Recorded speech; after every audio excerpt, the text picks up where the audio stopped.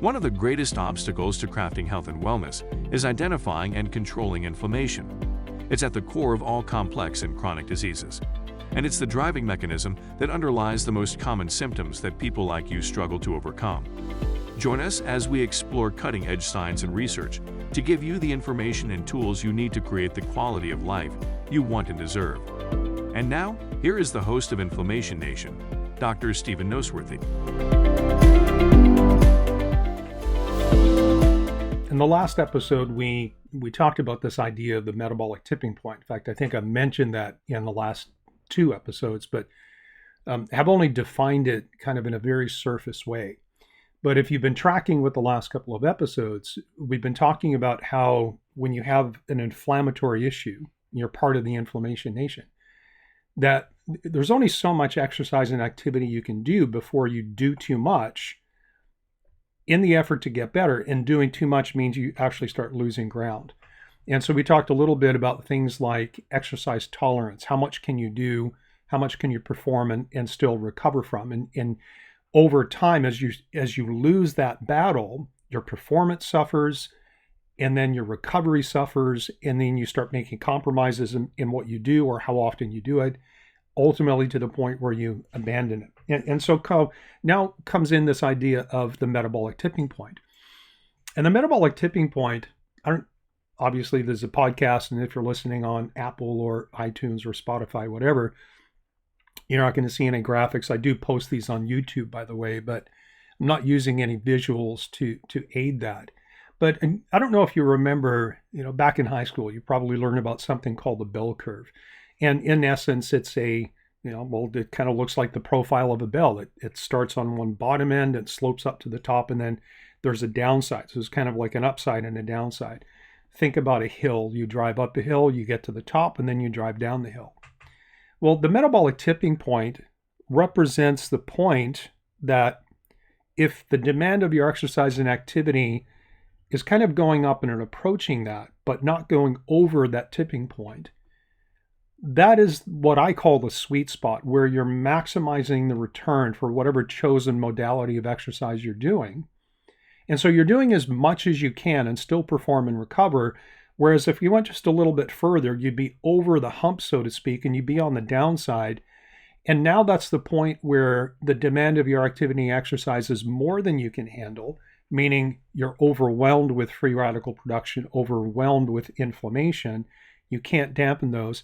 And so now performance and recovery starts to suffer.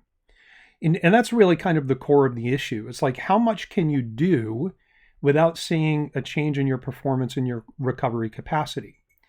So referring to something that I said in the last episode, one of the questions on my personal coaching intake questionnaire is basically, what is your exercise tolerance? And one of the potential answers is, I can exercise a little, but it's easy to overdo it. That is somebody who is playing around. They're just kind of like riding the line of, I'm very close to my tipping point and I'm almost over it. I mean, clearly, if you're over your metabolic tipping point, you are by necessity going to have to reduce volume and intensity and frequency of exercise and activity.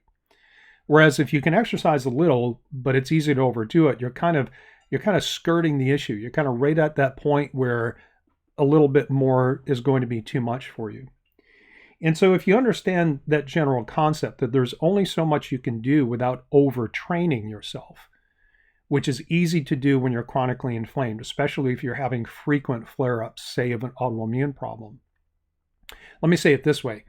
The more inflamed you are and the more consistently you are more inflamed, the easier it is to overwhelm your system. And if you're locked into an inflammatory cycle and you've been that way for a long time, chances are you're not doing the things that you used to do in terms of activity and exercise. And so you kind of have to look at a couple of different parameters to understand where you are. Can you exercise at all? And if you can, how much can you do before you start to see a reduction in performance and recovery? And we can even split those two things out. And ideally, they're really kind of two sides of the same coin, but you have to ultimately look at them together in conjunction with each other to really get a full understanding of where you are. Because if we, like, the honest truth is, we can take any athlete in the world and we can overtrain them. All it means All we have to do is just give them more activity and exercise and less rest, and eventually we'll find how much they can't do before they start to suffer. But usually there's kind of an orderly sequence of events. As you start to erode your capacity to do things and recover, the first thing that happens actually is that you start to see a change in your recovery capacity. So let's say that you have someone going to the gym and doing some mixture of cardio and resistance training. And, what they used to be able to do is say, go to the gym on Monday. Maybe they take Tuesday off as a rest day. They're back in the gym on Wednesday, and they can push just as hard on Wednesday as they did on Monday because they've not overwhelmed their system. They've had a day of rest in between. They've recuperated, they've recovered, and they're ready to go. And that's actually a very good metric of whether or not you're balancing your capacity to control free radicals and inflammation or not. And so what tends to happen is somebody gets up to the top of their metabolic tipping point and get really close to that point where they're starting to do too much. The first thing that begins to suffer is your recoverability. And so instead of working out Monday, skipping Tuesday as a rest day and performing just as well on Wednesday, now they have to take 2 days off, or maybe it's a day and a half. Maybe they can't go first thing Wednesday morning, but they have to give themselves another 6 or 8 or 10 hours, and they go to the gym on Wednesday afternoon. Or to make it just more clear, instead of having one rest day in between exercise sessions, they have to take 2. So they work out Monday and Thursday. If they worked out Wednesday, then they're overtrained. And if they work out Thursday, then they're okay. So the very first thing that we see that gives us a clue that somebody's is starting to match or exceed their metabolic tipping point is they need more recovery to do the same stuff. And of course, that recovery period can take longer and longer and longer. And it is feasible, of course, for someone to work out on a Monday, and if their performance or if the recovery is suffering enough, they might have to wait 3, 4 days, 5 days before they can do it again.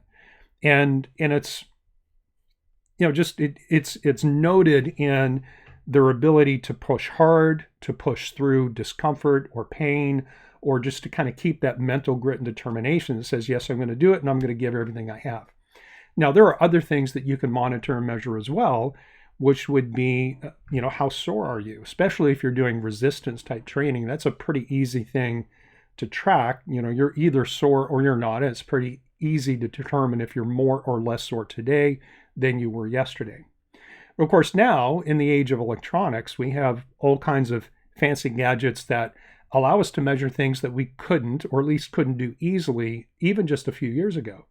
And that is checking things like your heart rate variability, which we'll probably do that as a separate topic because it's a pretty neat field. And there are some easy things you can do with smartwatches and other tools and gadgets. We'll come back to that on a different day. But nevertheless, let me get back to the main point that I want to make in this episode is, how do you know if you're exceeding your metabolic capacity? Well, the first clue is that you need more rest in between your workout days to be able to go back and perform at the same level. And over time, as you start to erode your capacity to perform and recover, in other words, you're bumping up against your metabolic capacity, it means that from a biochemical standpoint, you have more free radicals, more inflammation that you're not controlling, or it takes you longer. So instead of one rest day in between sessions, you have 2. Instead of 2, you have 3, and you have to keep extending that time frame out. But there comes a time where no matter how much rest you have in between, it's not just your recovery capacity that is suffering, it's your ability to perform. And so what that means is that if you're doing cardio, for example, you can't sustain the same pace for the same amount of time. Or if you're lifting weights, you can't lift a given amount of weight for the same number of sets and repetitions.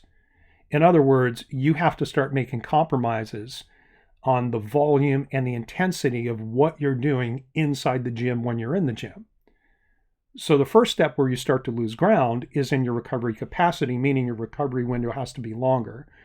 And the second clue is that you have a decrease in your performance. Now, sometimes what happens before you see a decrease in performance is you start to see these kind of chronic overuse injuries crop up. And this is something that doesn't show up with everyone, but when it does, it's a clear indicator.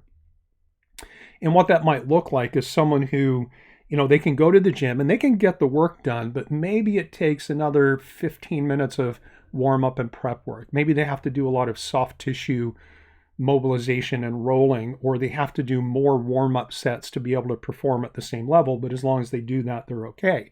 So now all of a sudden we have kind of 3 relatively clear things to look at to determine whether or not you are starting to violate your own capacity to perform and recover. So the first thing is looking at your recovery window. Does it take more time for you to recover to be able to go back and perform at the same level?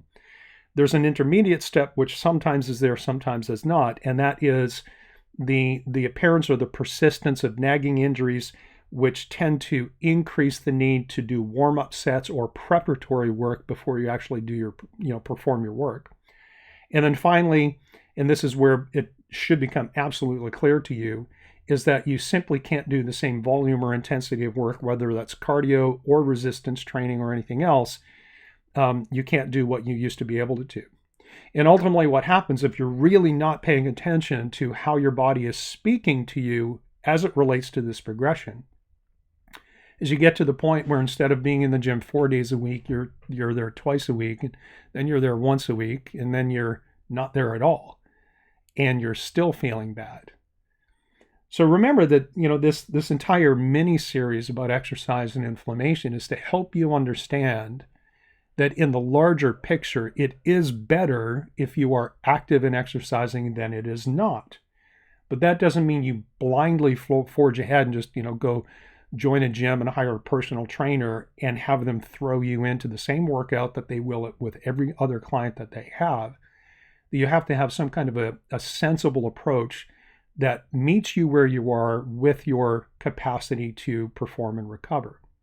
So just keep those in mind, right? It's about an increasing window of recovery time, the presence of nagging injuries or the need to do preparatory and warm-up work to be able to perform at the same level, or some kind of a compromise in your performance when you're actually at the gym or doing your cardio work, even if that's outside. So tips and tricks, practical hints to help you figure out what to do and what you can tolerate. Let's wait till next episode and we'll talk about more. Thank you so much for listening to the Inflammation Nation. If you found this episode valuable, please rate, review, and subscribe to our podcast. Be the first to know when a new episode drops so that you can stay on top of your game. It also helps others like you find the answers they need. And why not head over to my main website, drnoseworthy.com, that's drnoseworthy.com, to explore my personalized functional medicine coaching programs, submit a question to the podcast, maybe take a quiz, or even reach out to me using the contact form that you can find there. We'll see you next time.